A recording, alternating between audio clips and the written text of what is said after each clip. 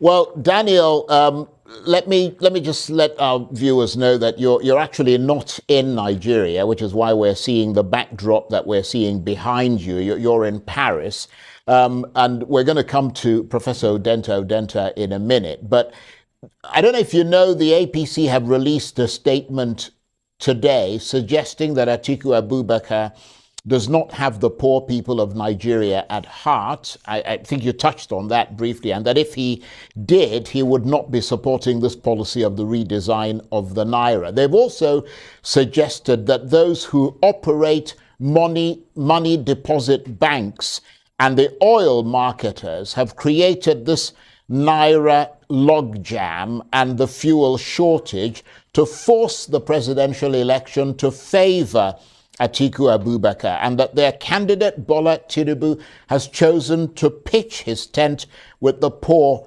masses. They described Mr. Abubakar as public enemy number one. What would your reaction be to that?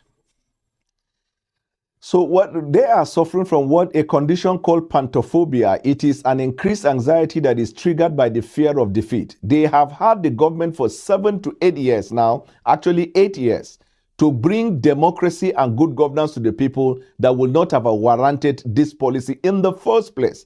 The suffering of the masses. When was the last time Tinubu stood for the masses? Even when the NSAS started, Tinubu was part of the people that stood with the establishment to crack down of the people who are expressing their own freedom of expression as enshrined by the Constitution.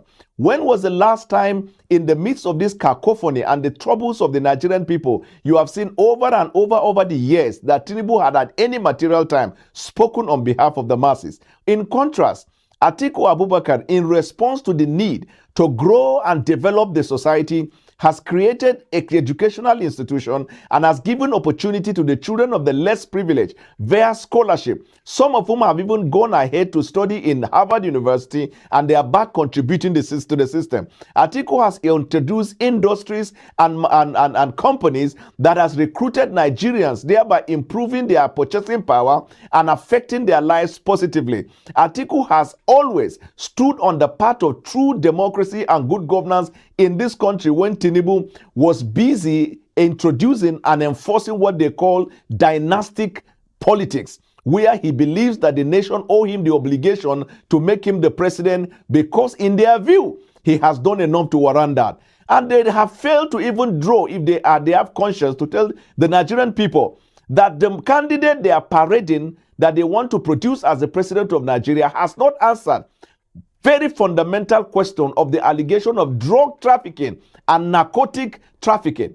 This is fundamental because you cannot relate and connect with the world when you become a president if this nation is governed by someone who has such allegation. He has not been able to come out to explain anything. These governors, when the president introduced local government autonomy, what did they do? The autonomy would have produced good governance at the local level, thereby giving purchasing power and opportunity to the people at the local level. These same governors conspired against it. The El Rufai, who also spoke against a party and said the president didn't have any reason not to support them 100% and be partisan.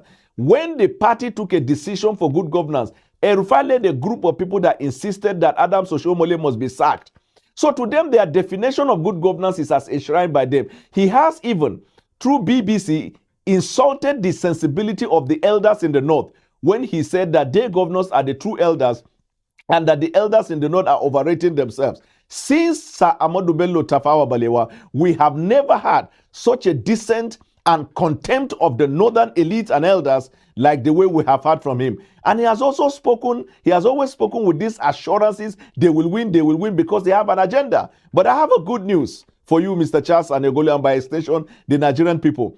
The president has vowed, and this is what is in the docket of the international community, that he would deliver a free and fair election. He will not budge from them. Their meeting today with the president was a failure because he refused to concede to their demand, and rather, he said he needs 7 days to introduce a crackdown that will make accessibility to the naira easy for the people. There is nothing they can do to change this fact. Atiku is for the masses. Atiku believes in growth and development. Tinubu is for himself. He calls himself a Milokon.